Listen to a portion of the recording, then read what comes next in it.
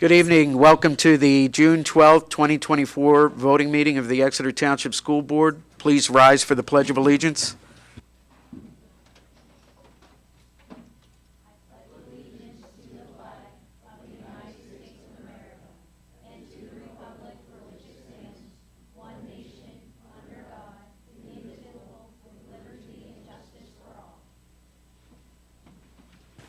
Mr. Fike, can you take roll call, please? Jason Mell, Present. Julia Schaefer, Present. Deborah Bloom, Present. Dr. Andrea Battler, Here. John Fiddler, Here. Dr. Ann Herring, Present by phone. Timothy Morgan, Here. Travis Odom, Here. Allison Wilson, Here. all present.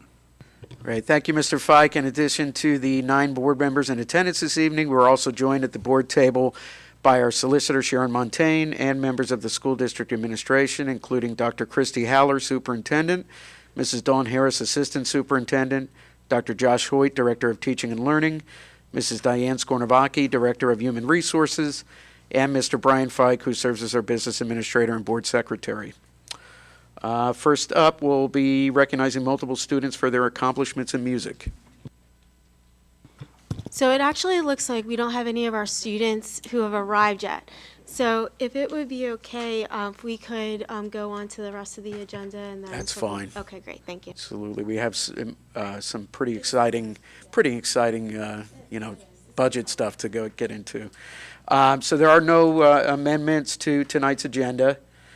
I would like to announce that the board did meet in executive session on Monday, June 10th, to review our safety and security assessment required under Act 44, as well as preliminary discussions related to the negotiation of a future agreement between the Exeter Township Education Support Professionals and the Exeter Township School District.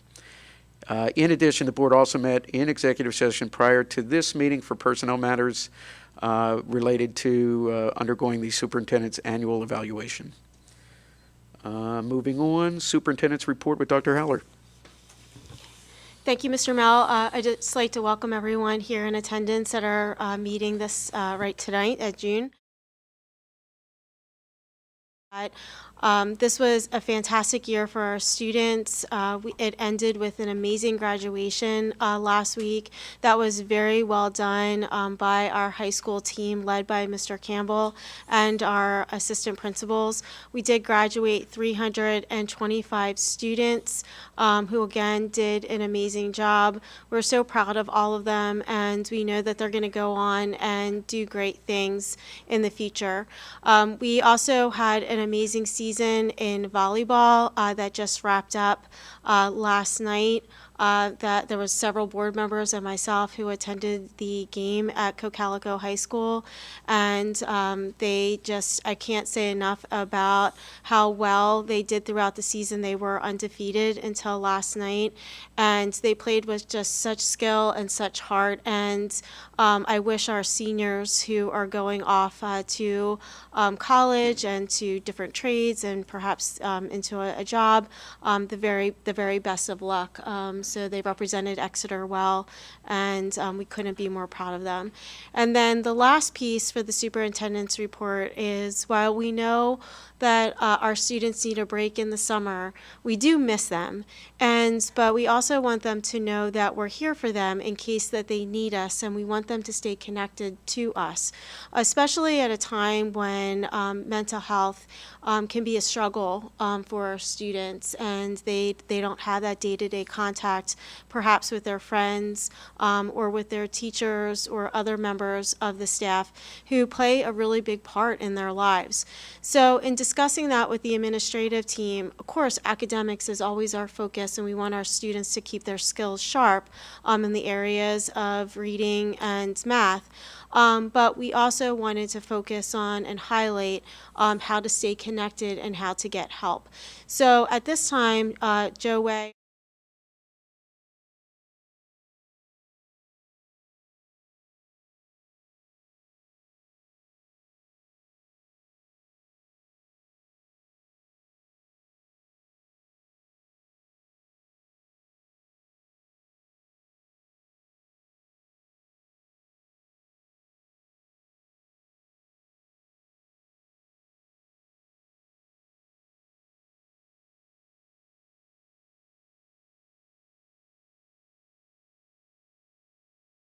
Actually quickly moved away from the microphone.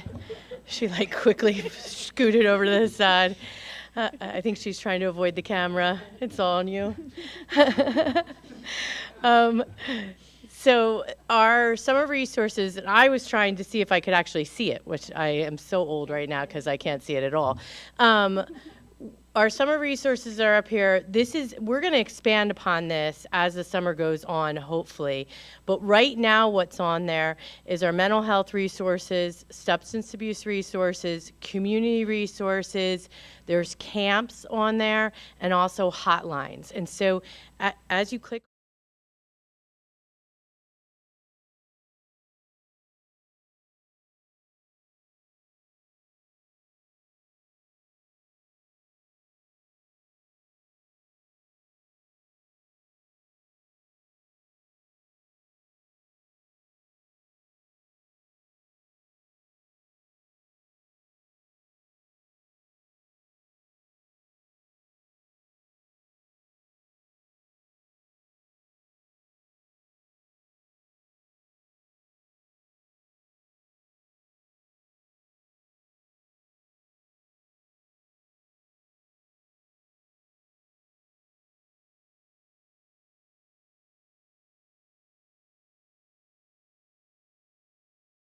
but anyone could call our numbers, which are also on here, leave us a message or maybe even get me, and then I could walk you through. So I'm here too to help during the summer in case anybody would need that help.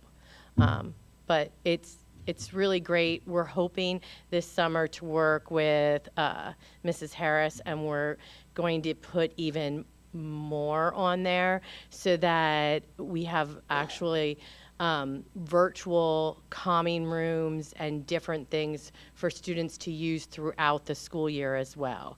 But this was what we have together for right now. Dr. Heller, is it possible that we could send this out weekly as a link on Parent Square, just as a reminder to families in case, they forget about it or what's going on? Yeah, that's a great idea. The way this actually came to be is we thought, how cool would it be, because we're essentially a one-to-one school district now, that our 1st through 11th graders, when they have their Chromebooks, even though they might not be using them as often, as soon as they open them and log on, if there could be like some type of pop-up. And that's like really all I wanted was this like pop-up, and then all of a sudden the student services team was like, well, we can do better than that. And the next thing you know, we had this, so which of course I'm thrilled with.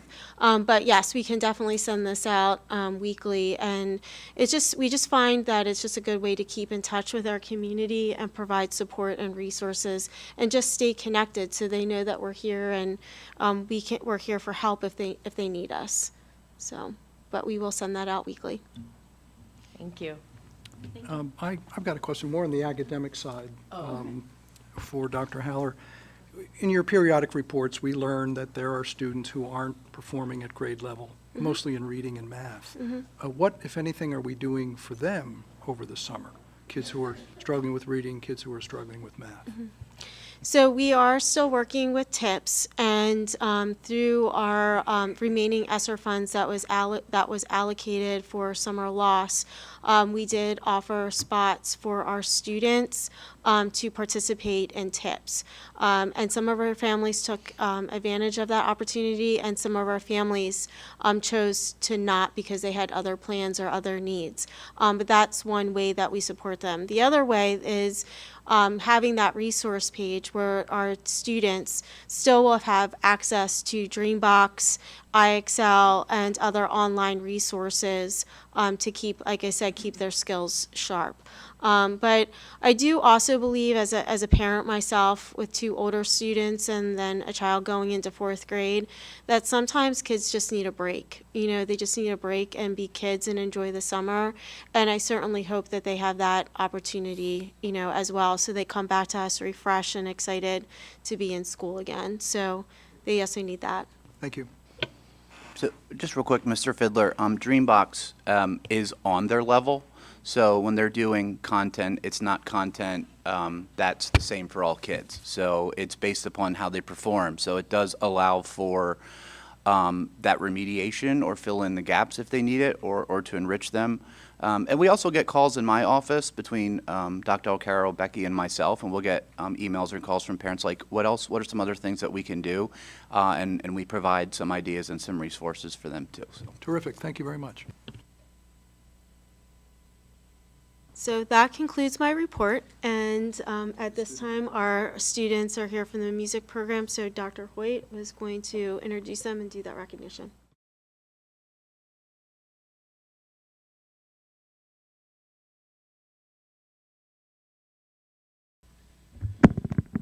So we had a really exciting year in our music program. Had some fantastic accomplishments from both our staff and our students. As far as our staff goes, you're going to hear more about that in August. We have some awards planned to present in August. But tonight is an opportunity to congratulate some of the fantastic awards from our music students who have achieved almost at the highest level here. Unfortunately, one of the students last minute could not attend tonight because they became ill, so we will make sure that we reach out to that student. But we wanted to recognize 4 students this evening for their tremendous accomplishments in the field of music.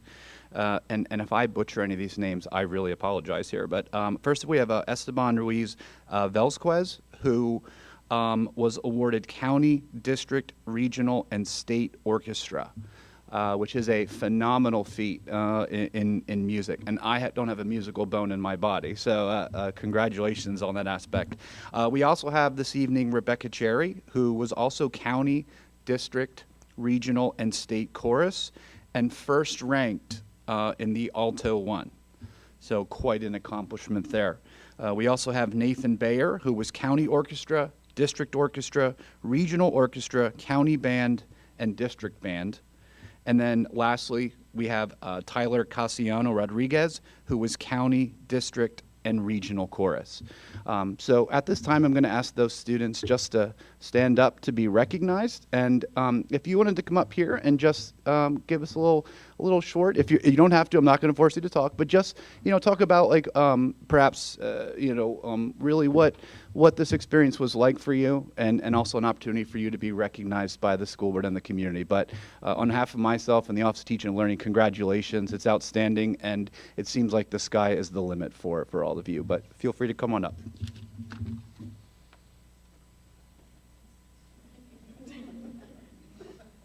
Hi, I'm Rebecca Cherry.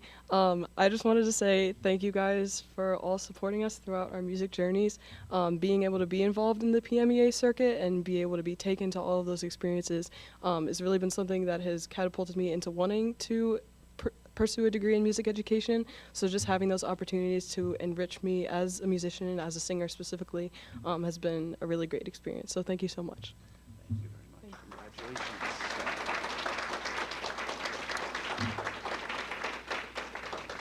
So you said music education, right? So I can write that down 5 years that we got. Okay. All right. But anybody else that wish to come up? All right. That's okay. I was the same way when I was your age too, right? I definitely sat in the back and did that as well. But congratulations. We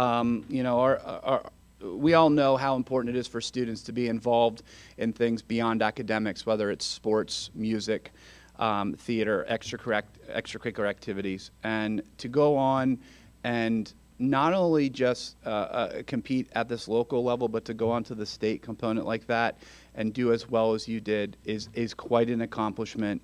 And your families are very proud of you, but I hope you take the time to take pride in yourself, because I cannot imagine the amount of hard work you put into that, the time commitment, the dedication, but also thank you to the families for all of the transportation you probably had to do back and from that, and all the practice that you heard in the house as well. So we hope to continue to see all of you progress, win more awards, and you have done a tremendous job making Exeter Township School District very proud, and we wish you all the very best. But most of all, enjoy your summer.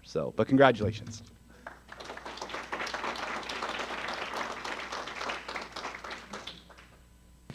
Okay, we'll move next to public comments on agenda items. No one has signed up, but would anyone from the audience like to speak? Okay. Next is board meeting minutes. If there are no objections, we'll adopt a motion to approve meeting minutes from last month's board meetings, which includes the May 8th, 2024 Committee of the Whole meeting, as well as the May 21st, 2024 board voting meeting. Hearing no objections, the minutes are approved. Treasurer's report and payment requests. If there are no objections, we'll adopt a motion to approve the May 2024 Treasurer's report and payment requests dated May 21st, 2024 to June 12th, 2024. Hearing no objections, the Treasurer's report and payment requests are approved. Moving on to committees, I'm actually going to ask that we start with the Finance and Audit Committee tonight due to the limited time that we have with Mr. Odom on the phone. If you could start with that, Mr. Morgan. Thank you, Mr. Mell. Okay. It is recommended the Board of School Directors approve the business administrator to issue payment for invoices for the month of June with retroactive review and approval at the next legislative school board meeting on July 16th, 2024. Due to the time between the meeting on the June 12th and the next legislative board meeting on July 16th, meeting bills will need to be paid. Second. We have a motion and a second. Any discussion? All those in favor say aye. Aye. Opposed? Aye. Ayes have it. Motion carries. Okay, moving on to the Finance, Audit, and Consent Agenda. I am going to do these one at a time. As recommended, the Board of School Directors approved the budget transfers for the amount of $309.51. Second. We have a motion and a second. Any discussion? All those in favor say aye. Aye. Opposed? Ayes have it. Motion carries. All right, number 2 is recommended the Board of School Directors adopt the final general budget for the 2024-2025 school year in the amount of $85,812,436 per the attached resolution. The 2024-2025 proposed general fund budget is available and has been posted. The 2024-2025 final general budget will be voted on at the voting meeting on June 12th, 2024. Second. We have a motion and a second. Any discussion? Just a reminder that this budget is for a 3.25% tax increase. Any other discussion? Mr. Mell, I'd like to request roll call. Mr. Fike, we'd like a roll call. Please say yes or no. Dr. Andrea Battler? Yes. Deborah Bloom? Yes. John Fidler? No.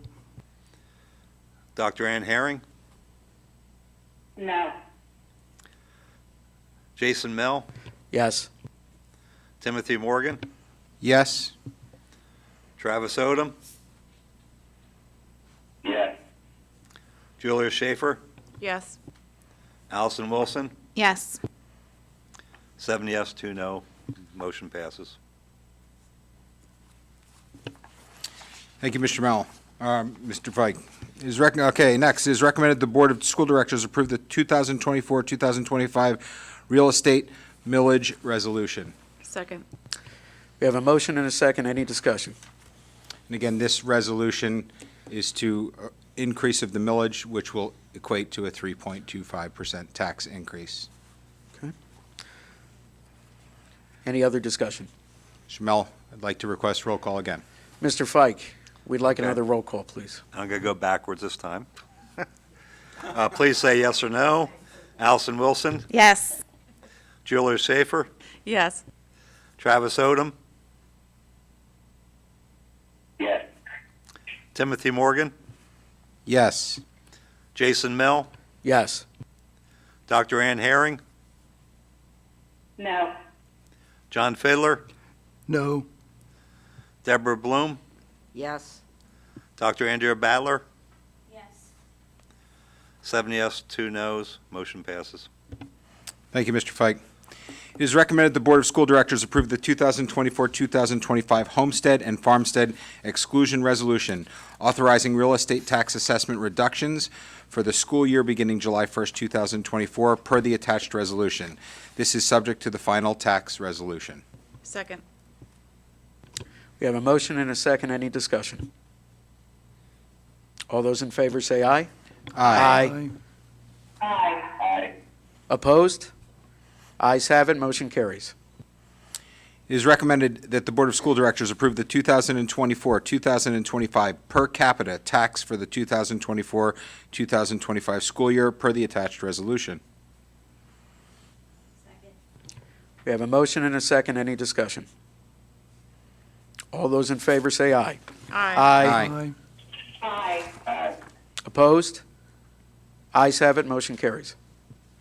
It is recommended the Board of School Directors approves the following insurance coverage from the period from July 1st, 2024 to June 30th, 2025. I am not going to read all of the coverage. In total, the cost for the renewal of insurance coverage listed is $569,614, or a $76,346 more than the prior year. Second. We have a motion and a second. Any discussion? All those in favor say aye. Aye. Opposed? Ayes have it, motion carries. It is recommended that the Board of School Directors approve the student sports accident insurance coverage at a cost of $27,857. Prior year cost $26,530, and that would be done through AG administrators. Second. We have a motion and a second. Any discussion? All those in favor say aye. Aye. Opposed? Ayes have it, motion carries. It is recommended the Board of School Directors approve district participation in the Berks County Joint Purchasing Board for the following bids: fuel, classroom and office supplies, art supplies, and medical and nursing supplies. Second. We have a motion and a second. Any discussion? All those in favor say aye. Aye. Opposed? Ayes have it, motion carries. It is recommended that the Board of School Directors approve the resolution to appoint a liaison between it and statewide tax recovery for the express purpose of sharing confidential tax information with the district for official purposes. Second. We have a motion and a second. Any discussion? All those in favor say aye. Opposed? Ayes have it, motion carries. It is recommended that the Board of School Directors approves to renew the agreement to participate in the Berks County Safety and Security Consortium for the 2024-2025 school year at a cost of $6,000. Second. We have a motion and a second. Any discussion? All those in favor say aye. Aye. Opposed? Ayes have it, motion carries. Mr. Mel, that concludes my report. Thank you. Thank you, Mr. Morgan. All right, and we'll circle back now to Education Committee with Dr. Badler. Thank you, Mr. Mel. A is the enrollment report, which is simply for public content. Now adding on to the committee consent agenda. It is recommended that the Board of School Directors approves the following Education Committee items. The following field trips beyond the 60-mile radius, A and B. Second. We have a motion and a second. Any discussion? All those in favor say aye. Aye. Opposed? Ayes have it, motion carries. It is recommended that the Board of School Directors approves the following Education Committee items. The following list of staff conferences added are in bold. And just to point out that the one that is quite expensive, Bartel, will be paid through ESSER funds. Second. We have a motion and a second. Any discussion? All those in favor say aye. Aye. Opposed? Ayes have it, motion carries. It is recommended that the Board of School Directors approves the following Education Committee items. Approval of the Deva Park consulting contract, which is attached for the scope of work, also attached, the 3 phases included. Second. We have a motion and a second. Any discussion? Question. One of my concerns is that I have always been, since I've been on the board, an advocate for the best for our students. Unfortunately, it's difficult for me to rate one option as the best. They might be very good, but we can't guarantee the students and the teachers and the administrators that it's the best. So that's a concern that I have. I think they are, I'm sorry, Mr. Fiddler, I think they are presenting multiple options, or am I misunderstanding you? Well, we have one consultant. Oh, you're saying companies, Yeah. but they're presenting, I guess where I'm looking at is they're presenting multiple options for the schedule, but you're saying multiple companies. Well, yeah, but Okay. it's just one company, so it's hard for me to live up to the commitment I made in 2 campaigns to produce the best, or initiate the best, or provide the best for our students if we're given one option. The second question I have is the timing. Now, we've been talking a lot about the September 30th deadline for the ESSER funds. When did we first learn about the September 30th deadline? 3.5 years ago. Okay, so why this rush to judgment? I looked in the minutes. The first time Devopar's name came up was a month ago. Because what was originally budgeted was set for salaries or personnel and benefits, which we spent everything we could on that end. We spent everything in supplies, and we spent 80+% of what we was budgeted for consulting, but we still have that remaining 20%. So it has to, what's left has to be spent on consulting. I understand, but Yeah. you just said we've known for 3.5 years about the September 30th deadline, yet we only started talking about this in May. Right, well, I think Dawn can probably answer this, but, we had a lot in consulting for psychological, social work, things like that, but it didn't come in as what we had, and we pulled in-house because we felt we could do better, but you cannot go back and redo your budget with the federal government. That's why we ended up spending everything in the personnel areas, but we still had a little bit left over in the consulting end, because originally we were looking at hired consultants to come in for psychologists, for social workers, but I think halfway through we realized it's better to be able to do it in-house, because that's something we're not going to get rid of after ESSER leaves. Yeah. Am I correct on that? Okay. The other Mr. concern. Fiddler, I also, sorry to interrupt. If I remember correctly, during one of our budget presentations, I had brought up if scheduling had been looked at and if that could potentially create a cost savings for us based on which direction that went. I believe there was a small board discussion about that, and I think that one of the things that came out of that was Dr. Haller's recommendation for a consulting agency to come out. So I don't know if that's initiated it or not, but I know that we definitely had a discussion about that during budget presentation. Absolutely, yeah, it definitely came from the budget talks. Okay, well, it still seems like we're under the gun. It's now June. We heard about it in May. We heard about the consulting firm in May, and we've got, 2.5, 3 months to use it. My final concern, and Brian, you just used the phrase in-house. You've assembled a remarkable team here. Why do you think that your team can't solve this problem? I think that's a fair question, but the reality is that our whole administrative staff is 33 people for about 4,000 students. And we have only 3 administrators, 2 assistants, and 1 high school principal to run the school, which has about 1,400 students, and do the day-to-day work of that as supervising teachers, supervising staff, and then meeting all the requirements that we have as expectations from the district policy and then state and federal mandates. And to be fair to those administrators, there's just simply not enough hours in the day to do that. The other piece of it, as Tim mentioned, this discussion came from the budget conversation as to 70% of our district's budget as a result of staffing costs. And looking at our enrollment, we've done in my opinion, we've done a really great job as far as looking at enrollment and then making decisions based on enrollment, as far as reducing positions when we could do that within the guidelines of following policy for class sizes. And we'll continue to do that and be aggressive with it, but also be responsible.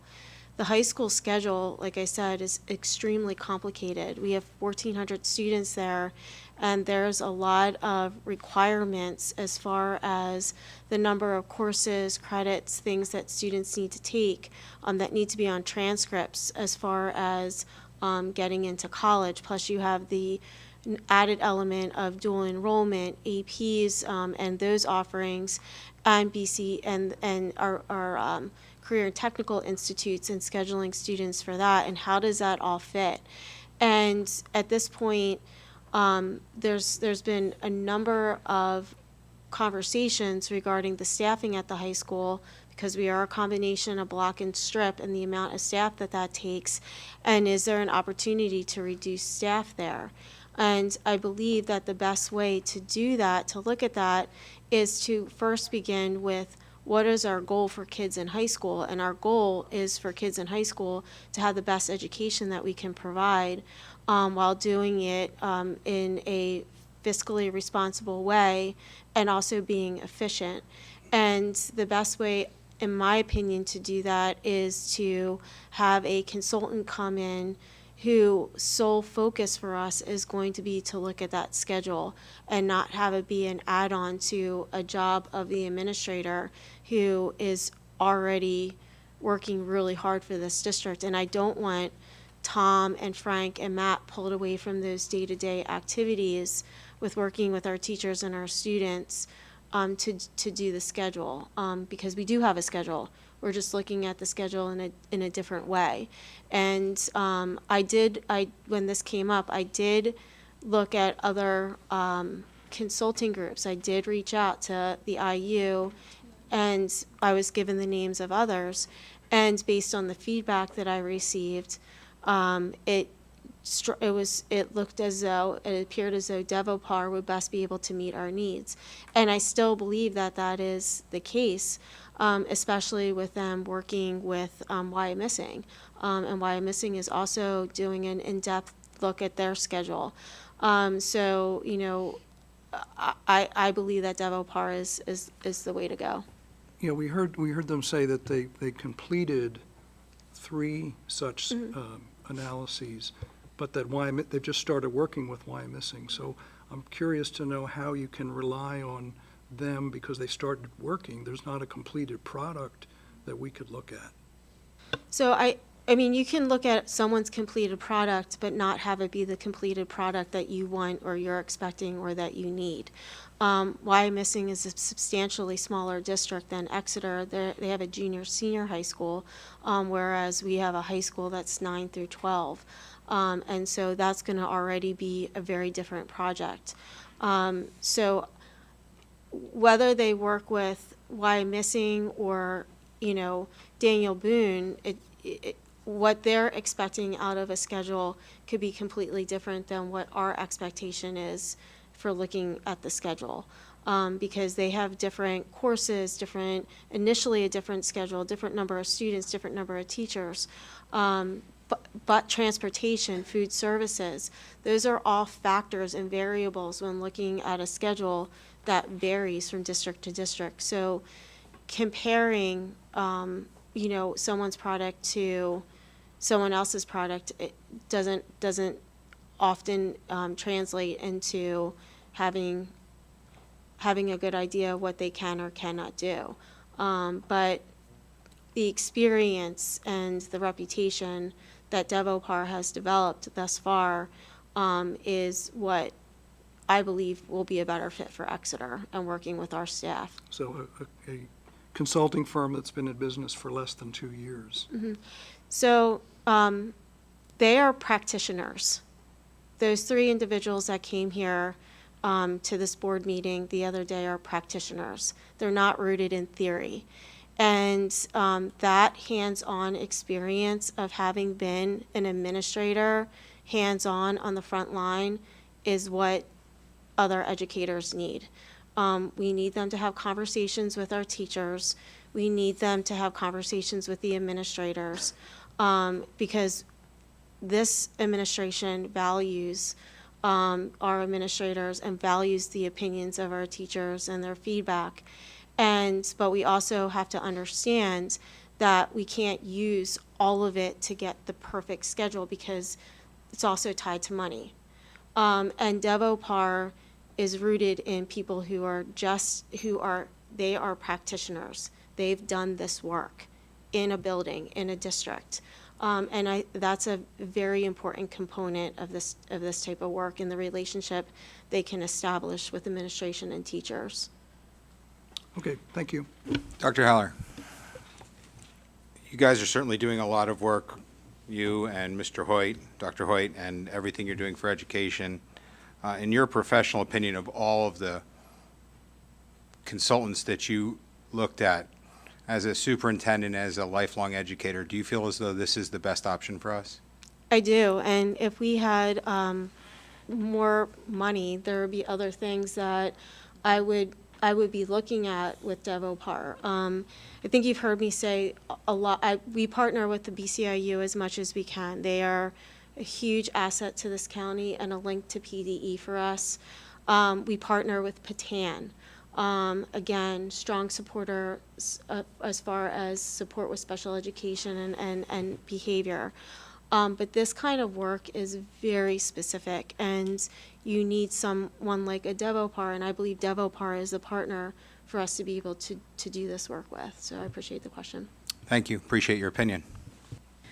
And I also wanted to say, too, with Mr. Morgan brought it up about budget.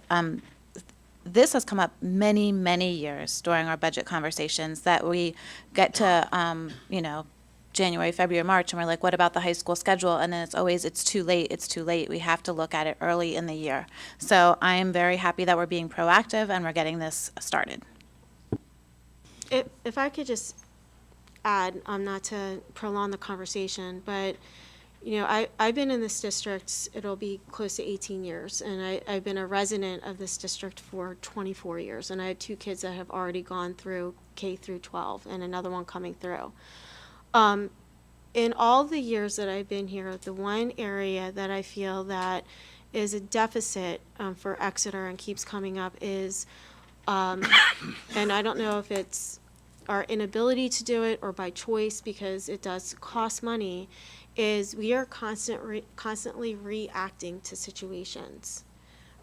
We have not been proactive in handling situations or addressing situations. The best example I can give you right now is our capital projects. That's a reaction to a need that we identified back in 2017. And now we're just finally circling back around to get some of these projects done. And no sooner are we going to get these projects done, we're going to have to circle back around. Like, that's not a once and done thing. We're going to have to keep a cycle in here so we can stay on top of it, so we don't get ourselves caught in that type of situation. Our enrollment for Exeter is up and down. Our kindergarten enrollment for this class this year was 243 students. It's the smallest class that I can recall in the last 17 years. I don't know if this is an anomaly or if this is the way things are going, because when KCBA did their report, they talked about declining enrollment. And this kindergarten class, is tracking high. Right now, we have about 180 students currently enrolled. And typically over the summer, we don't have this many kids enrolled. So, are we going to hit 300 this year? I'm not sure. So if I could suggest anything, we have DevOPAR split up here, because if you recall, we were like, well, what are we going to do if they don't come up with suggestions regarding, the schedule? My suggestion is that we work with DevOPAR, because they do this scope of work, is we have them work and develop a solid plan for enrollment projection, so we know what we're doing with our buildings moving forward. Our facilities and personnel are huge expenditures for us. Will it be necessary in the future to keep all 3 K-4 buildings online? What are we doing with Lorraine? Is it something that, we need to be looking at in the future with building a bigger building on that site and going down to 2 elementary schools? Looking at grade configurations. That's something that I would love to dig into because, looking at the analytics and the statistics and coming up with long-range plans, but that's not, we don't have time to do that. Brian doesn't have time to do that with the day-to-day. But I would strongly suggest that with remaining funds or with the funds that we have here, that we consider looking at some long-range planning for administrations and boards in the future, because that is critically important to this organization, and it hasn't really been done. And while we're a school entity, while we're a public school, we have an $85 million budget that we're responsible for that is being funded mostly by our taxpayers, and I believe that we have a responsibility to them to get ahead a little bit of this and do some of this legwork. So boards in the future aren't reacting constantly to problems, that we have plans moving forward. Dr. Haller, I think Dr. Hearing has something to chime in. Mr. Mao, I just want to say that although I echo a lot of Mr. Fiddler's concerns, I do appreciate your responses, Dr. Haller. I did want to confirm 2 things, and I apologize if it's already been said, but one, that all the expenses we're approving tonight will come out of ESSER funds, and 2, that any expenses over the ESSER's amount will be approved by the board prior.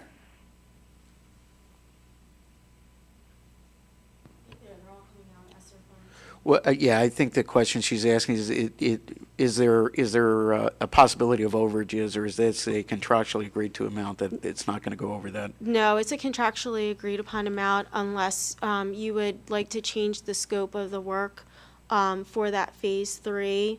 Then we could look at something else, and we do have the ESSER funds to be able to do it, and they are willing to work with us.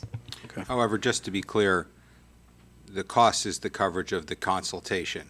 So if their recommendation is to add personnel, reduce personnel, or anything of the such, that is something that would have to come to the board for a change. Yeah, I mean, they're going to give you recommendations, and then it's up to the board how they would like to proceed with those recommendations.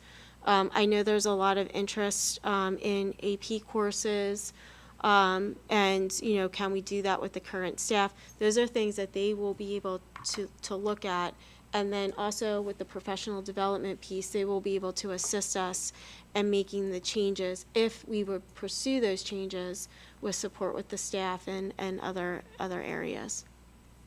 Are you recommending that we just approve phase 1 and 2 now and kind of hold off on approving phase 3? Yeah, I was going to ask. So there was a carryover from the committee of the whole meeting where Mrs. Montaigne had suggested we either change the language of a motion or have a resolution, and I don't know if administration can speak to that. So in trying to figure out the best way to do this, obviously our goal is to be moving forward with phase 1 and 2. We'd like to start digging into that as fast as we can. Phase 3 is the optional phase, and we didn't want to rush it. We have our board meeting in July. These funds don't need to be spent till September 30th. So you could certainly table, that's why we broke it out, you could table phase 3, and after the board meeting, Chris Selmer heard what the board was expressing, that he could rework phase 3 and that we could work with Sharon to develop a resolution.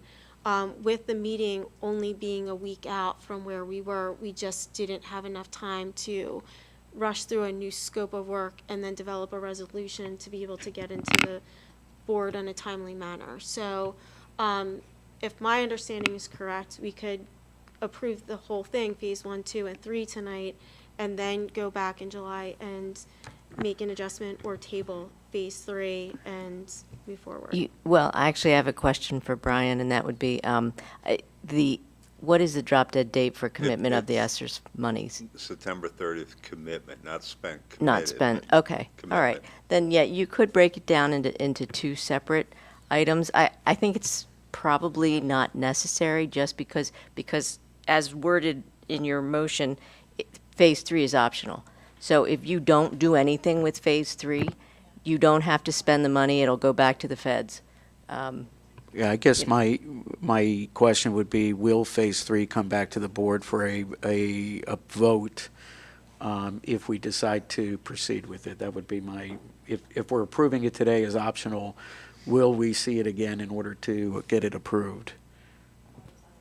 I can bring it back to the table in July with a new scope of work, if you would like, if you would feel more comfortable, they're prepared to know that Phase 3 is going to be tabled tonight with a new scope of work for July, if that would be more of the comfort level, because that's what we thought Okay. was going to happen anyway.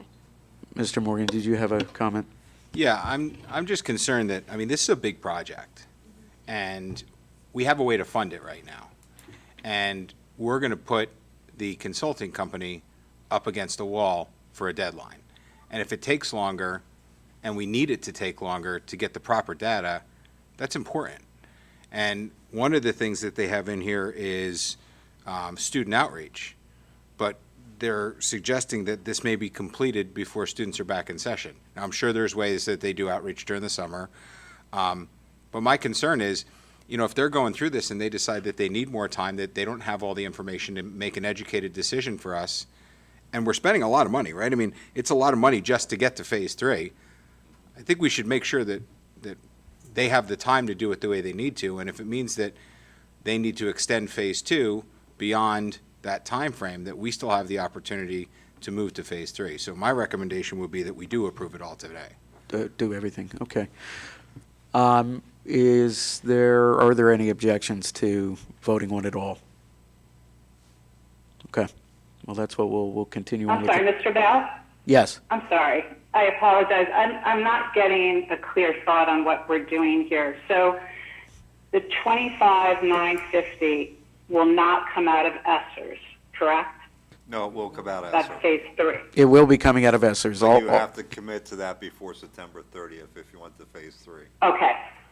Thank you for clearing that. I'm good. Thank you. Okay, so, sounds like the majority, we're okay to move forward with voting on the entire phases 1, 2, and 3. So the current motion that's on the table still stands. Is there any other discussion? Okay. All those in favor say aye. Aye.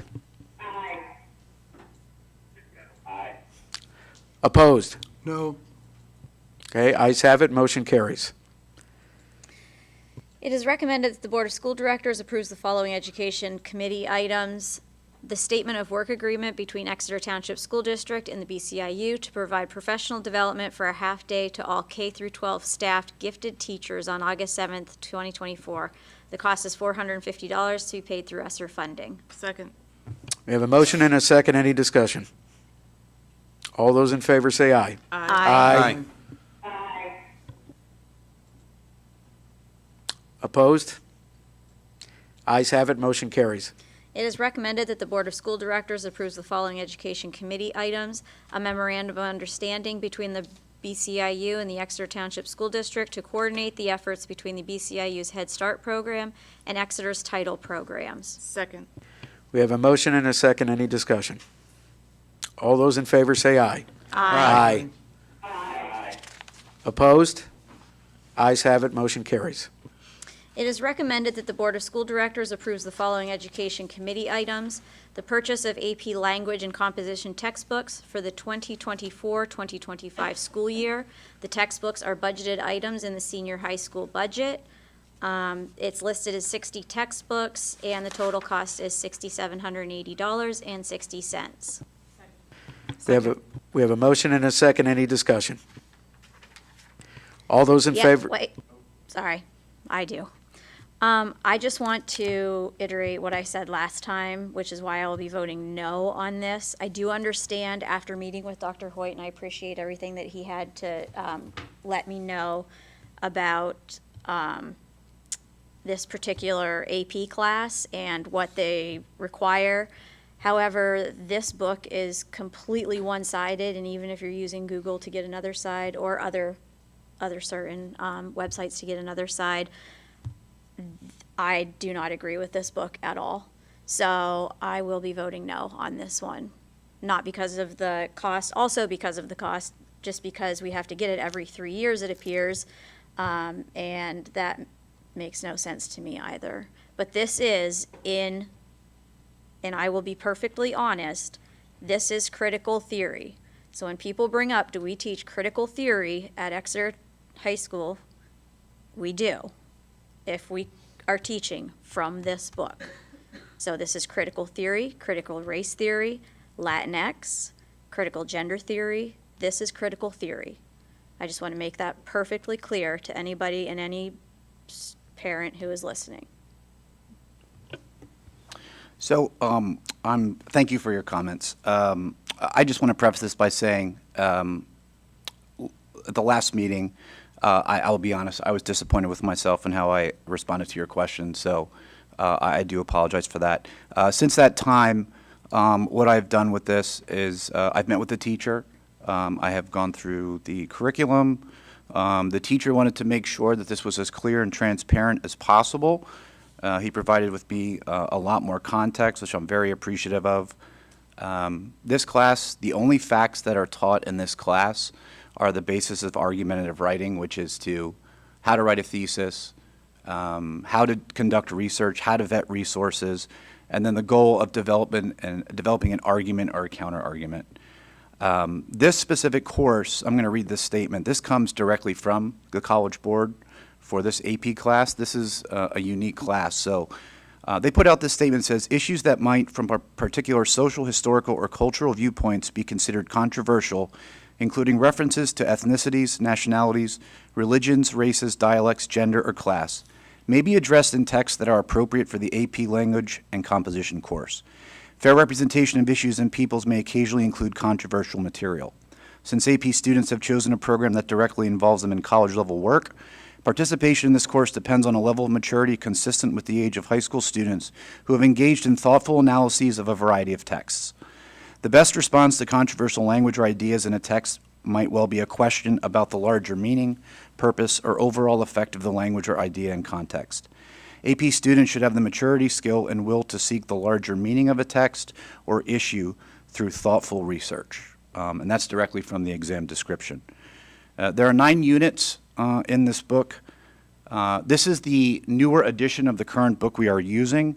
One of the reasons why we had to go with this is the teacher has attended the AP Institute twice. The AP Institute is the very intense professional development that you go through as an AP teacher. I went through it when I taught AP Calculus a number of years ago, and it's intense.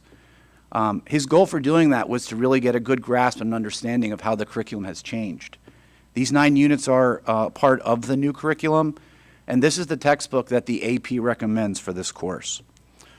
The content that is presented in here are conversations and essays for students to read that are they're not being told that these are facts, but to read, and then from there they are to evaluate the writing, they're evaluate the sources, they're to take a look at the mechanics of the writing, and from there they are to develop an argument or a counter-argument, because that's a requirement of the AP exam. The first 3 chapters are basically about how to write the thesis and the components of it. And then chapters 4 through 9 go into the different thematic units that are part of the curriculum. Those build and extend on the knowledge and skills from chapters 1 through 3. This is the primary text that is used in this resource. The teacher himself, in talking with him, said his goal is to make sure that students have multiple different viewpoints on these different topics. He uses another source called procon.org, which is a source that shows different viewpoints. I don't view things as sides, I just view things as viewpoints. In some cases, there's an infinite number of viewpoints on a topic. But the content that's in the essays is not being taught to students that these are factual information. Rather, this is what's occurring in society right now, whether it's in the news, whether it's in the paper, whether it's in the media. And the goal is for students to gain an understanding of how things are being written and then how to develop arguments based upon that.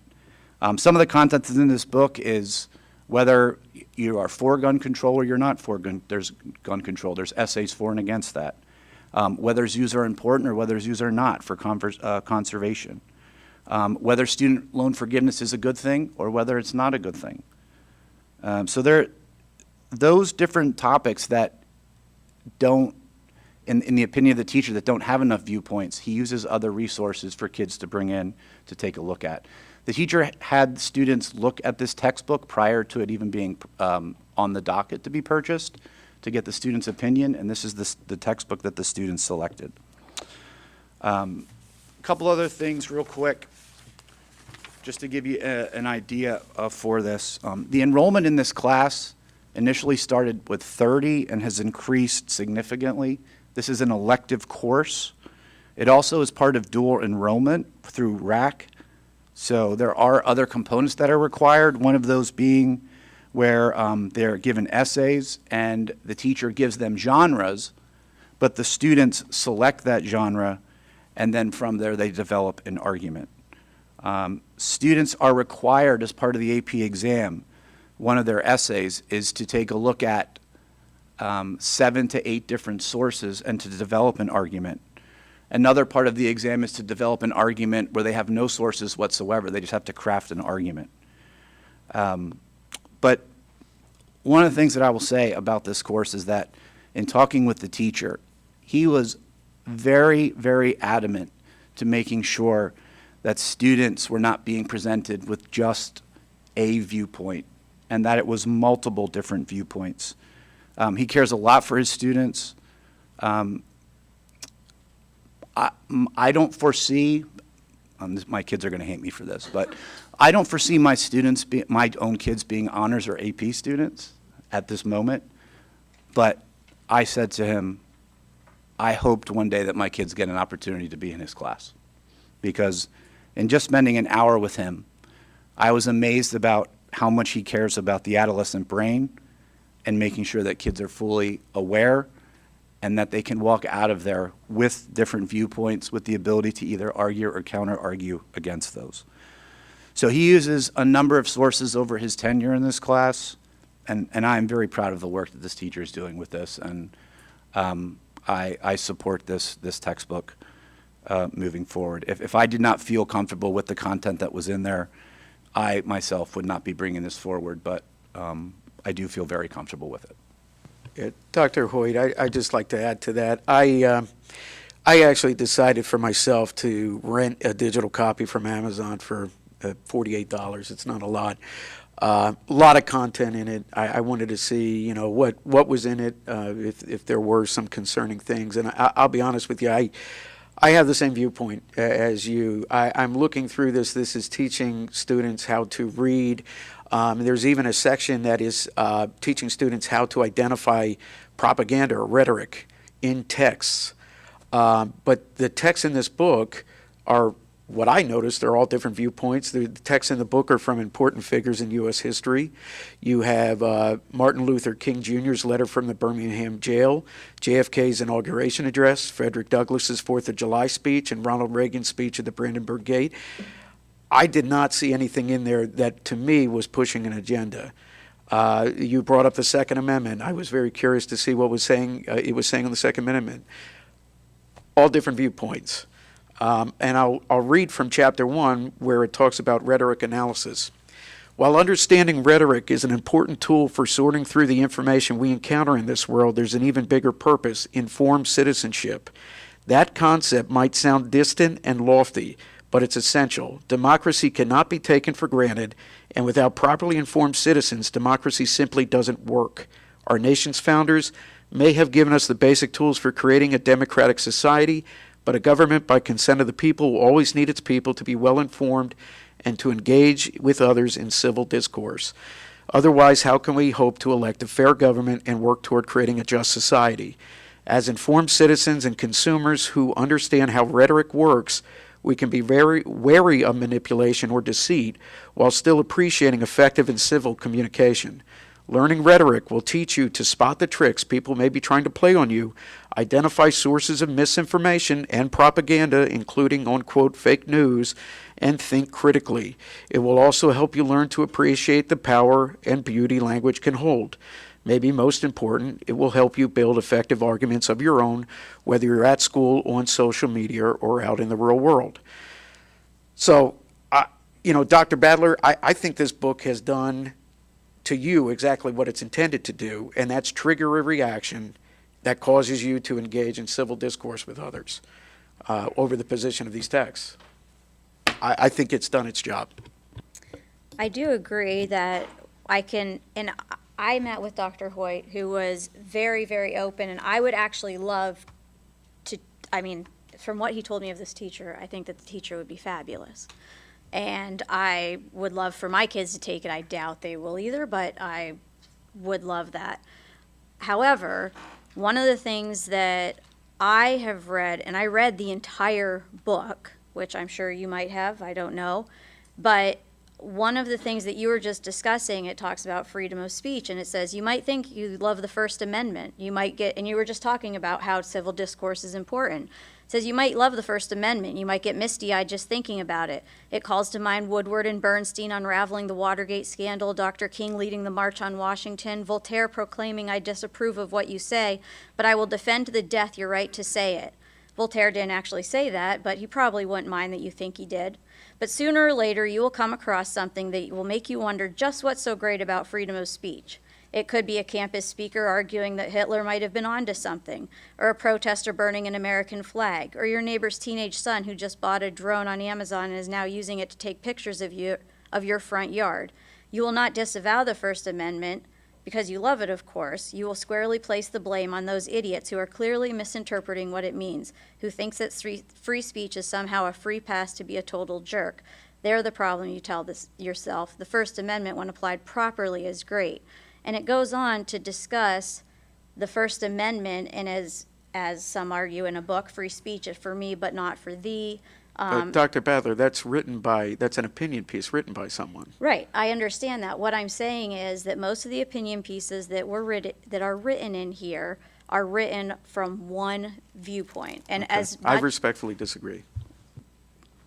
Understood. I have a more nitty-gritty question, Dr. Hoyt. I had the pleasure of teaching rhetoric and the art of the argument at two local colleges. It was my greatest teaching experience, teaching kids who didn't know how to argue. I guess first the example, I also taught fiction courses, and one of the stories we read was William Faulkner's A Rose for Emily.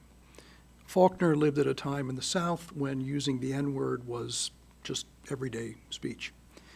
And this one student who was black, I prefaced the story for the next class period, and he said he did not want to come to class. And I said, fine, you don't have to come to class. Marked him absent as if he had missed a class for a cold or something. So my question to you is, if a student were to come to this what's the instructor's name again? Or don't you want to use it? Okay, the instructor. He's the only, It doesn't matter. If a student were to come to him, as this student came to me and said, I really want to learn to write in this chapter 3 or chapter 9. You said I think there were 9 units, whatever unit it is, but I don't want to use this example because it's contrary to my views.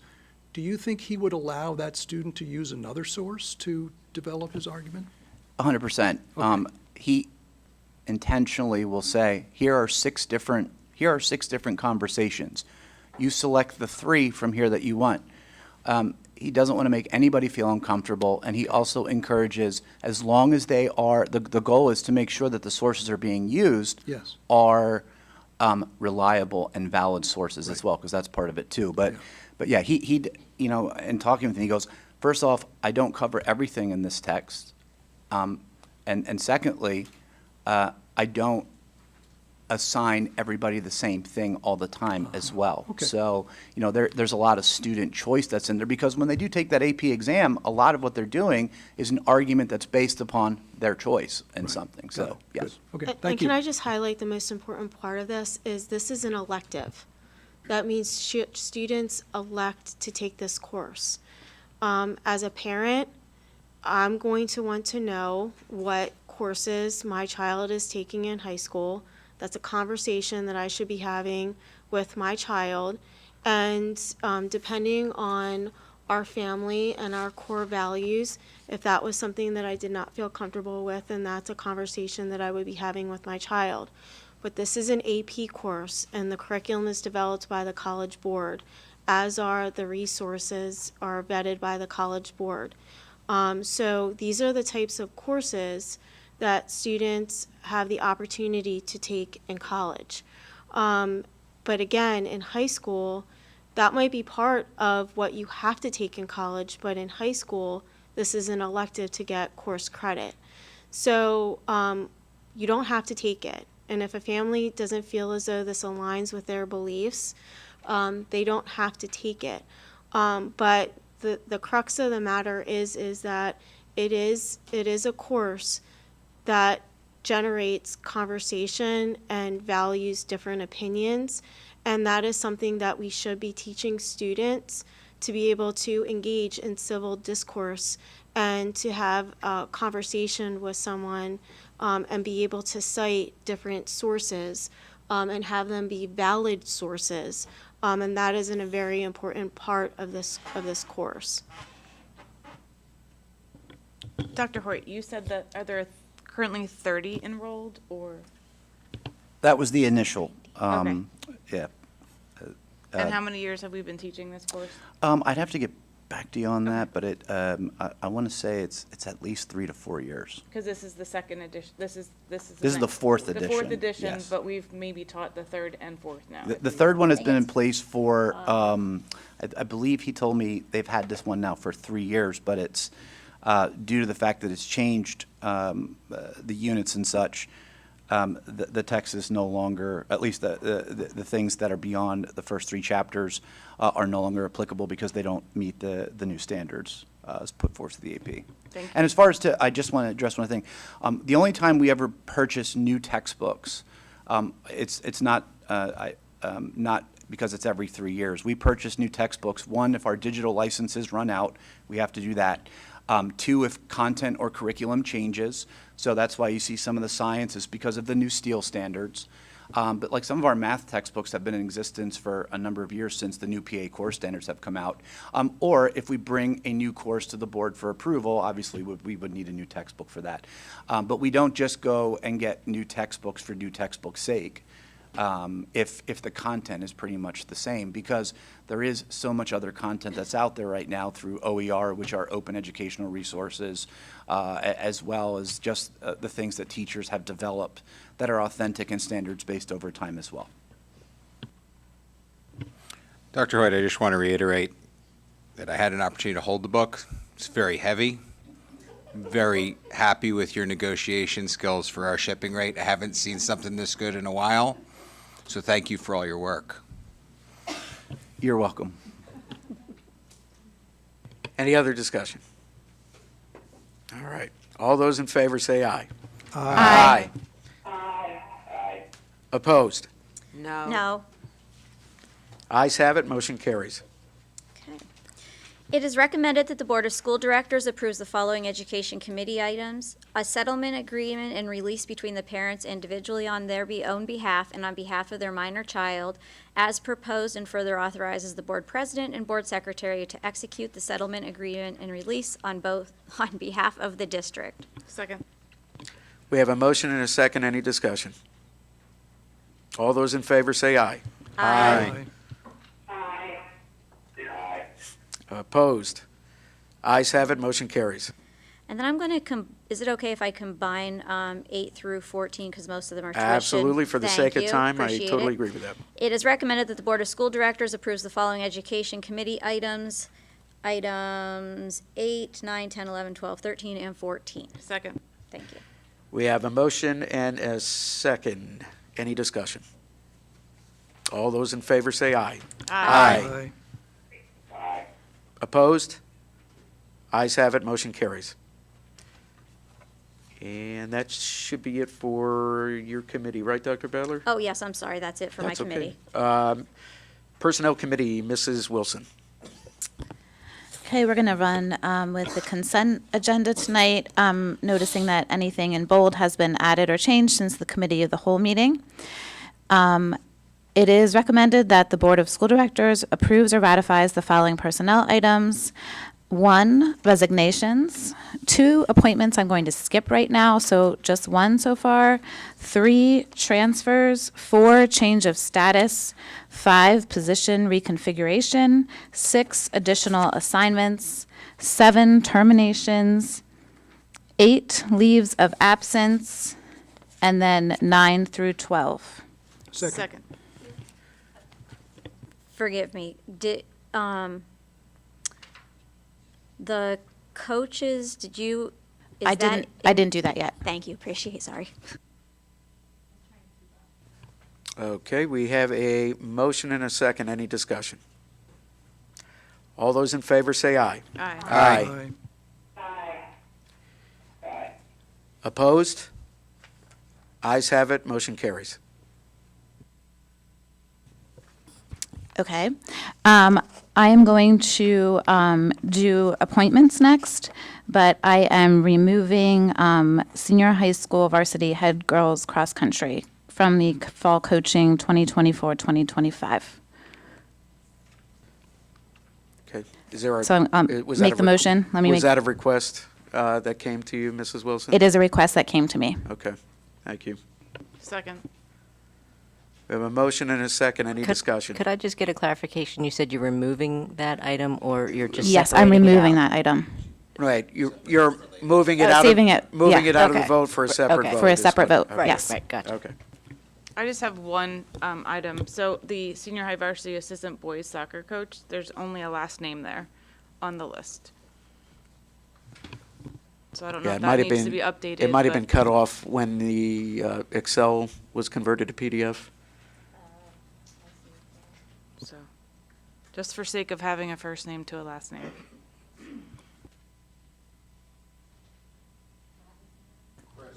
Chris, First name is Chris. Thank you, Tom. thank you. Okay, any other discussion? Yes, so going through this, I have a quick question. And this is involving all of the coaches. From what I understand, and please correct me if I'm wrong, for every additional coach, assistant coach, it's added because we have additional players. Is that correct? Because for, like, say you have 15 students, you have a head coach. You have so many on the sideline. Sorry, Mr. Legath. Oh, if he was, Mr. Legath, if you could come to the podium. You're I'm being so summoned. sorry. I just want to make sure that I understand this before I vote on this. For example, why some have like 5 assistant or 6 assistant coaches versus other ones that might have 2 or 1. So this was based over years, Okay. and that's where we're at currently in the collective bargaining agreement. So over, there's a motion on the agenda for tonight to add certain coaches to certain sports because they have not had them in years, and they should have them because of the amount of kids. Okay. So every position has been there for numerous years. If, for example, there's not enough kids to fill a certain team, which we had in a certain sport this past spring, we would not fill a coach in that position if we don't have a team. Okay. I guess the question and the issue that I have when it comes to all of and so I understand that this has already been collectively bargaining and we're just voting on allowing these coaches to be coaches for this year. Yeah. Okay. Andrea, there is a committee that meets, I think once a year, the extracurriculars Right, it committee, was and they just get that together. Gretchen has, yeah, Yes, yes. and they make these decisions. So, Okay. and then we vote on those But- decisions. Right. But in this case, in this particular one, we're not voting on that yet, correct? Or are we? We're not voting on the positions. We're just That's voting under on the mine. people Okay. in the positions. Okay. I just wanted to, I do though, I did have a question about it though. So for every so many kids, you have to have additional coaches, correct? No, not necess, I mean, so there's nothing that says you have 10 kids, you need to have a coach, or you have 15 kids, you have to have 2 coaches. No? Okay. No, there's nothing that says that. All right. Thank you. I just wanted to clear that up for my own sake. I'm sorry. Thank you. But I just want to clarify something. Just because you're adding a coach doesn't mean that regardless if we have kids on the team or not, that we all of a sudden we have a coach. So if no one comes out for bowling one year, then, and we don't have a bowling team, even though that's an established position in the contract, doesn't just arbitrarily mean that we have the bowling coach and he has to stay in that role and we have to pay them. Understood. Does that make Yes. sense? I understand that as well, yes. But Yes. if we have 100 kids come out for bowling and we only have a bowling coach, one bowling coach, and then we have assistants, then that's something that will come to the committee and they would say, these people have been volunteers, but because this is a sport where we have this many students, we really need to have an assistant who's paid. Okay. That's what they're looking at with these committees. With the other committee. Okay. Okay, does that help? Yes. Okay. That did. Okay. Thank you very much. Okay. Any other discussion? We were still voting on the coach list here. Just one quick thing. If the position says open, we still have an opportunity to fill it. Should we fill that position?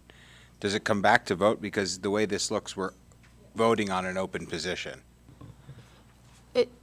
It'll come back to be Okay. voted on with individual people. Gotcha. And if we don't, the problem with coaches is that there's a lot of turnaround with coaches. Head coaches leave. Sometimes they're filled with assistants, sometimes they're not. Sometimes assistants get an opportunity to get a head coaching position in another district, so they move on, and that happens throughout the course of the year. We try and do it collectively, just because of the ease of it, because a lot of our coaches, we're fortunate, do return and are very loyal to the district and to our programs, but sometimes it doesn't always work out that way, so. Yeah, Mr. Morgan, those particular positions are posted, and we are collecting applicants and candidates for those positions, so they will be filled. They just aren't filled as of today. Right, so my question was just, as they get filled, they go They on will- to appointments in the Yeah, personnel. they'll be on Right. at the extracurricular segment of the appointments. Thank you. Any other discussion? All those in favor say aye. Aye. Opposed? Ayes have it, motion carries. It is recommended that the Board of School Directors approves or ratifies the following personnel items. The senior high school varsity head girls cross-country coach. Second. We have a motion and a second. Any discussion? Just inform that Dr. Hearing has been disconnected from the phone.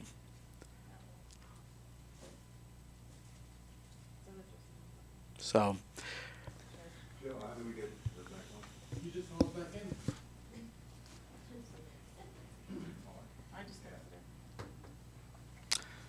Dr. Herring, if you're listening, please call back in.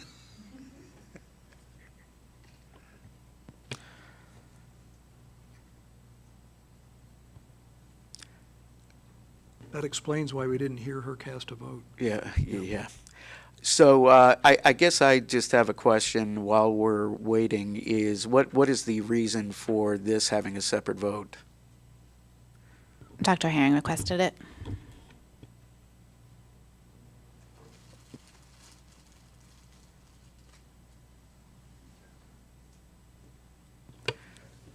Yeah.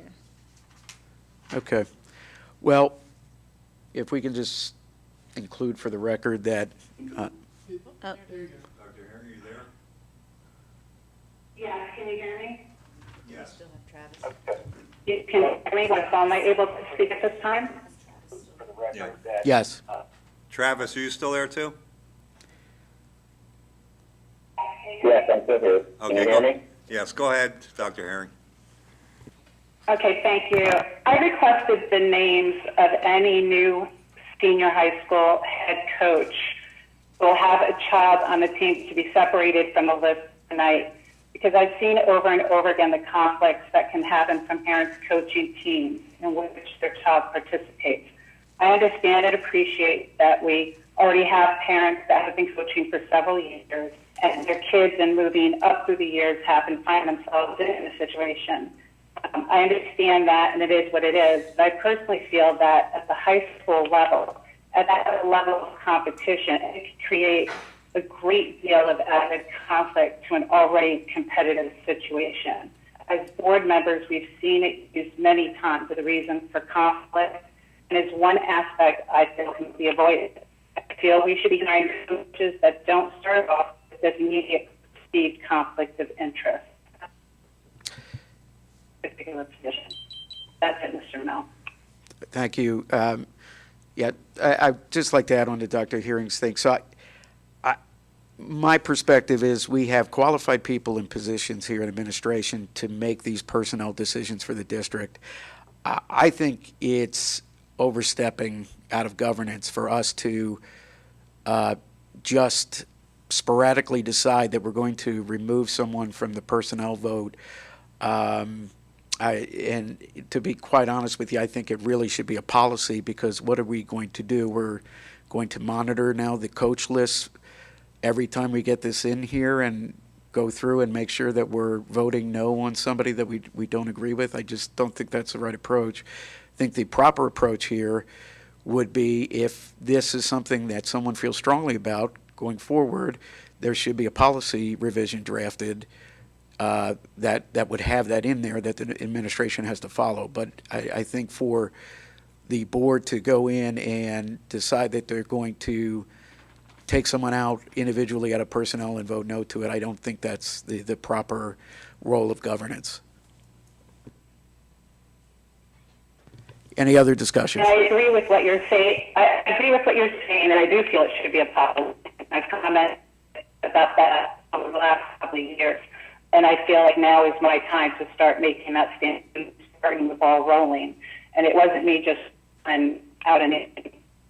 It was me saying, okay, I'm seeing this coming habit. Now then, why not? When am I supposed to begin that? So I definitely think the board needs to continue the conversation with it being a policy. Since I'm head of that committee, I will present that. But that is why I started that today. Mr. Legath, can I actually ask you to come up to the podium? I'd like to ask you a question. What kind of coaching issues would you foresee if we would not allow new coaches that have children on teams to coach? Would you have issues? I would have a ton of issues not filling positions. Numerous coaches over the years are parents, and I don't look at them as a parent. They're a coach, and if they're the most qualified candidate that we have, they're the one chosen for the position. But if we did not have parents that are coaching, we have a lot of coaching positions, we have a lot of teams, we have a lot of kids, and sometimes it's just, most of the time you do have parents that coach. Do you have a rough estimate of how many parent coaches are in every season? I don't want to say something that's incorrect. I That's would okay. say maybe a quarter, maybe Okay. less than a quarter of our coaches. Okay. Less, maybe Thank a you. little less. Thank you. Appreciate it. Any other discussion? I have a question. Mr. Mill, I'd like to make a statement, please, about yes. this particular item. Can Yeah. everybody hear me okay? Hey, we can hear you, Mr. Odom. All right, thank you. So just to kind of echo Mr. McGath and what he was saying, if we're going to look at this policy just for sports, then we have to look at everything from the district. If we're trying to hire the best people available, then we can't discount or we can't penalize somebody because their kid goes to the school district. I understand, Dr. Herring and your statement on being competitive, but school and academics is also competitive. So are we going to now limit the fact that a teacher can't teach their own child in their classroom? I'm not aware of that being a policy or not, but we're starting to set a precedent that's been years that coaches have coached their kids because of the love of the sport, and they've coached beyond their kids being in the school or being in the sport. And so if we start limiting that, then we're going to limit the best of the best of the best. And sports is a huge part of what we do. It teaches a lot of life lessons. And not only does it teach the life lessons, but it makes the whole student. So if we're going to limit that, then we're going to have a lot of problems. And it's not like they're doing it for the pay, because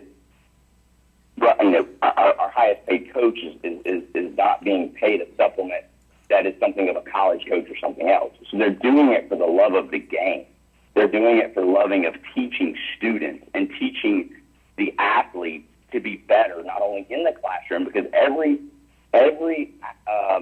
athletic that we have, school comes first. Every head coach puts school and education first.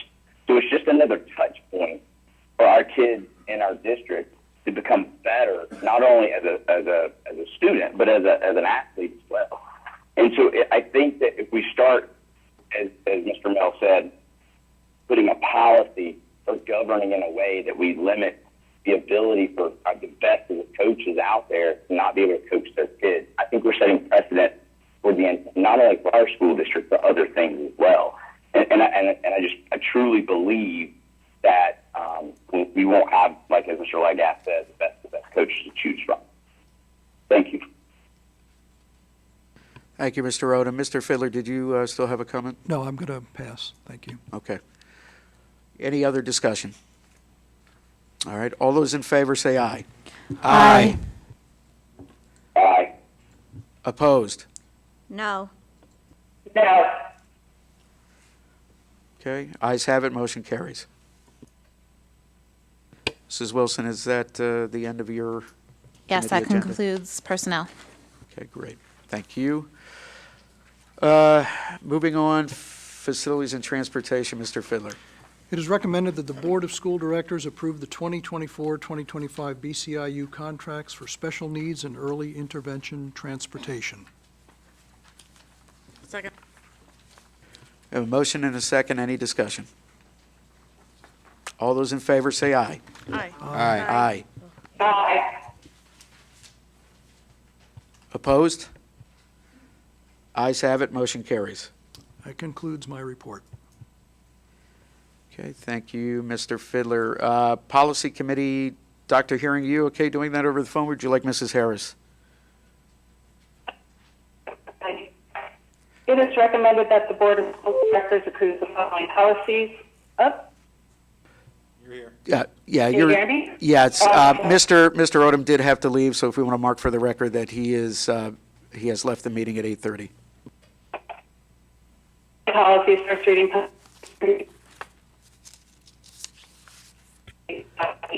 Yeah, Dr. Hearing, I'm sorry, you are breaking up, so I'm going to have Mrs. Harris take over.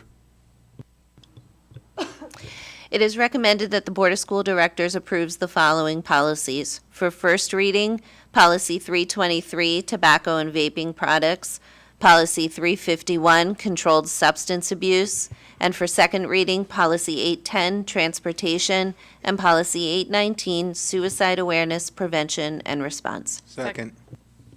We have a motion and a second. Any discussion? All those in favor say aye. Aye. Aye. Opposed? Ayes have it. Motion carries. Okay, and Dr. Battler, would you be okay taking athletics and extracurricular activities? Yes, Mr. Mel. Thank you. It is recommended that the Board of School Directors approve the recommendations for changes to existing positions and the addition of new positions to the CBA. I'm going to separate these out. Excuse me. Number 1, co-curricular student council, senior high school assistant advisor. Second. We have a motion and a second. Any discussion? All those in favor say aye. Aye. Aye. Opposed? Ayes have it, motion carries. It is recommended that the Board of School Directors approve the recommendations for changes to existing positions and the addition of new positions to the CBA. 2 and 3, sports swimming, senior high school, assistant varsity boys and girls swimming coach. Second. We have a motion and a second. Any discussion? This is where I had the question, I'm sorry, this is where I should have asked Mr. Legath if we need another one because of more swimmers. Is that the case, I assume? Yes. Oh, no, I'm sorry. That was a negative thumbs up. You'll take it, okay. No, this is a category movement from increasing salary. Oh, I apologize. Thank you. Okay, that's all the question I had, I'm sorry. Yeah, it's okay. Any other discussion? All those in favor say aye. Aye. Opposed? Ayes have it, motion carries. It is recommended that the Board of School Directors approve the recommendations for changes to existing positions and the addition of new positions to the CBA. 4, co-curricular artistic director, senior high school advisor. Second. We have a motion and a second. Any discussion? Was there, I'm sorry, Dr. Howler, yeah, could we have, again, maybe an explanation on what? Thank you. Yes, Alicia Brisboy. Wow. Did I got that name correct, right? Hi, we'll get to the important stuff, the Yes. musical. Hi, everyone. So I got all of this information. Melissa Crotty asked me to come in tonight because she's out of town.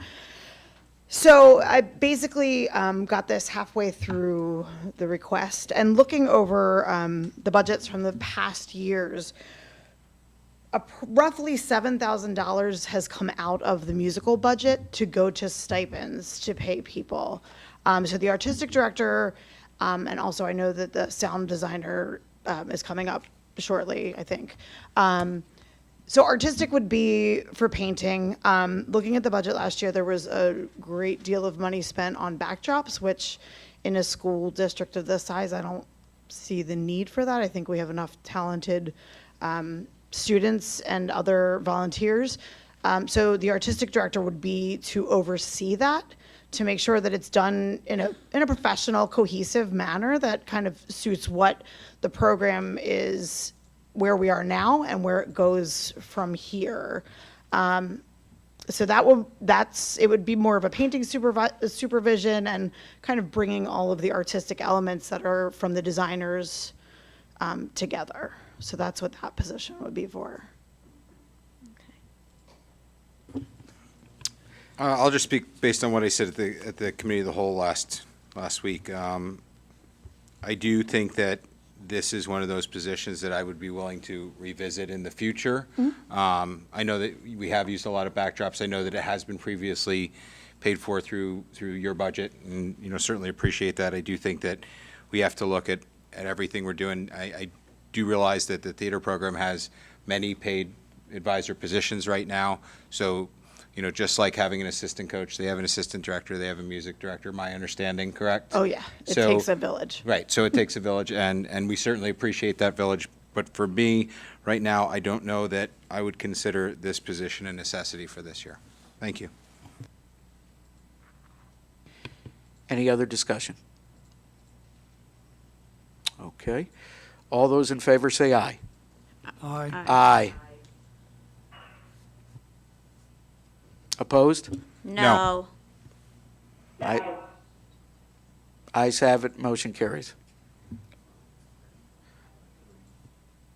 Thank you, Ms. Brisboy. Do you need for the sound too? You might. Yeah, we Yes. might. Why don't you stay up there? I do like the camera. Yeah. I'm glad you do. It is recommended that the Board of School Directors approve the recommendations for changes to existing positions and the addition of new positions to the CBA, co-curricular sound technician director, senior high school advisor. Second. We have a motion and a second. Any discussion? Okay.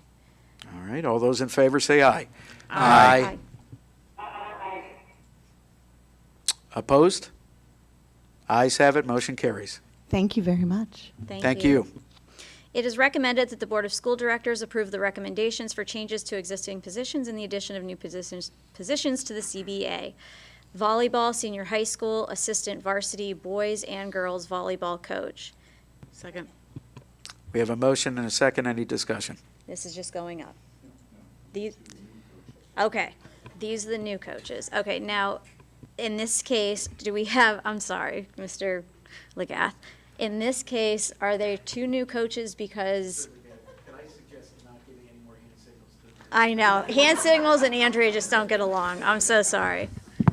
I'm getting the D's and this mixed up. Okay, forgive me. So now, and I don't know, I've watched the boys and girls volleyball teams play, but there's only how many, Mrs. Wilson, on the court at a time? Well, there's only 6 on a court at a time. Right. But there's many more students, and right now they only have 1 coach for the varsity and 1 coach for the JV. Right. But how many play during the game? 6. Okay. Okay. But I mean, 6 are on the court at one time, but Right. they have actually different rotations that more than 6 kids are Sure. playing in a Understood. match. Understood. And how many currently are on the team? I know the girls is at 28.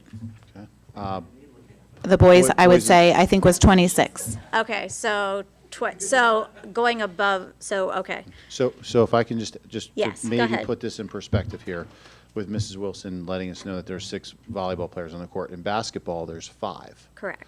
Okay, so we have a head coach in basketball, boys and girls, Mhm. an assistant coach, and a JV coach. Understood. The biggest concern I have about adding, and this is where I should have not asked the question in the previous one because they've already been added in the previous, years. But when we're talking about adding more and more coaches, only so many kids can play. And having 26 kids, I'm guessing that 12 of them probably don't get to play almost. No, they all play. I would disagree. All 26 kids play. Okay. In general, when I've seen basketball games, I've seen 10 or 12 kids sitting on the sideline that didn't even take their warm-ups off. And so just from my own perspective, in my opinion, I do not want to add coaches at this time when I don't necessarily think that we need to have them sitting on the side, just to babysit or to help kids on the sideline. Mr. Legath, can I ask a question? Sure. When they're not in games and they practice every day, do only 6 kids practice, or do they allow all the kids to practice at the same time? All the kids practice at the same time. Thank you. So 26 kids practice? I believe they have Yes. multiple nets set up, correct? Yes. And like same thing Yes, with they do. basketball as well. Yes. Okay, And but you want to develop all players because you can't survive on 6 kids. I'm not saying that we should survive on 6. I don't know if we need more than 26 to add another coach. That's all I mean. I also want to say, too, that volleyball, as far as I know, they don't really often, well, I'm not sure about girls, but boys, they don't really often cut. They try to take As many as students, they as many can. as they can, and support them and develop them. I completely I- understand. Speaking from our sports program, our kids are very fortunate that the majority of our sports do not cut, which is part of the reason why we have 200-plus kids in track. We give as many kids opportunities as we can as possible. Our baseball program is huge. That's an area where we do cut, and I wish we didn't have to. But then a lot of the kids find their way to volleyball and are developed as volleyball players, or have the opportunity to run track, or have the opportunity to do lacrosse, which you're not going to get in a smaller school where you just don't have these opportunities. And then it helps kids become very well-developed, well-rounded students because there are academic regulations that they also have to comply with as far as PIAA.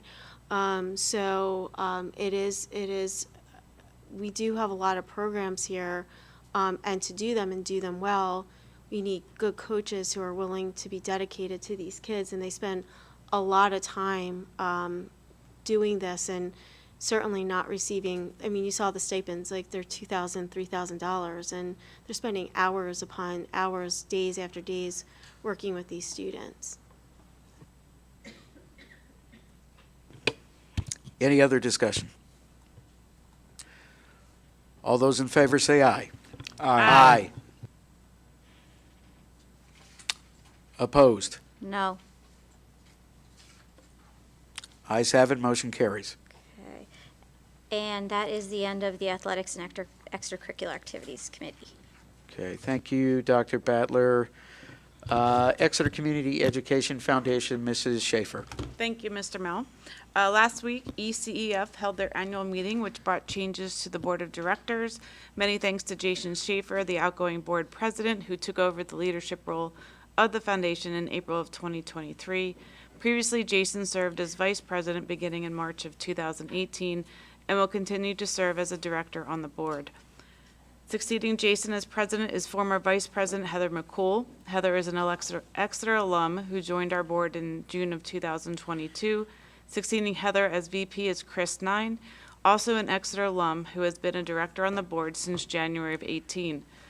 It is with strong emotion and immense gratitude we announce the resignation of Dr. Nicholas Corbo from our ECF board. Dr. Corbo is a former ETSD superintendent from 1998 to 2007 and a pivotal founding member of ECEF. He served as the foundation's first vice president and was a longtime fundraising chair and former golf outing chairperson. Throughout his time on the board, he remained a valuable bridge to the history of our district and organization and an unwavering supporter of education. After a standing ovation and many tears, we reluctantly accepted Dr. Corbo's resignation. We are endlessly appreciative to his many contributions to Exeter. Thank you for an amazing 16 years. Our third annual Food Truck Festival was a huge success thanks to our amazing community members. This was our largest turnout thus far, reportedly approximately 3,000 attendees. Our next big event for the year is the annual Roy Underhill Golf Outing, which is Friday, August 2nd at the Reading Country Club. You can check out our Facebook page or website for more information. Thank you. That is it. Thank you, Mrs. Schaefer. BCTC Joint Operating Committee and BCIU Board of Directors, Mr. Fiddler. Thank you, Mr. Mel. Just two things. Our next meeting will be 2 weeks from tonight, and the annual summer career camp is off to a flying start with lots of kids learning lots of different activities. It's if you look at the BCTC Facebook page, a lot of smiling faces there. It's a very successful program. Shall I move right into BCIU? Absolutely. The only thing there, I've been forwarding the meeting notes for both organizations, and the next BCIU board meeting is Thursday of next week. And that's it. Okay. Thank you very much, Mr. Fiddler. Legislative PSBA liaison, Dr. Hearing, if you're able to take that, I'm not sure. Nothing to report. Okay, thank you. Township Borough Liaison, Mr. Morgan. Yes, the only thing I have to report is I did see that, and I'm just trying to see if I can find it really quick. Here it is. Exeter Township is still, I believe, accepting applications for their Hometown Hero banner program. The stipulations are on their website. I don't have it right in front of me, but I believe that you have to be an Exeter Township resident, and I also think if you work within the township that you may be eligible as well. I think it's a great way for us to recognize our veterans, and if anybody's interested, you could certainly go on the website and get more information from the township. Okay, thank you, Ms. Morgan. Next will be public comments on non-agenda items, but we have no one signed up. Does anyone from the audience want to speak? Seeing no volunteers, we're going to move on. Are there any board members that would like to be heard at this time? I just want to say that, I'm sorry. Just kidding. Post-graduation, I had a lot of parents and families come up that have attended our graduations before, as well as other graduations, that commented on how well they thought it was structured and run and the length of the program, and just how much that they appreciated how organized it was, that they were able to get in and get out and get home, and so well done to the district. Thank you. Thank you.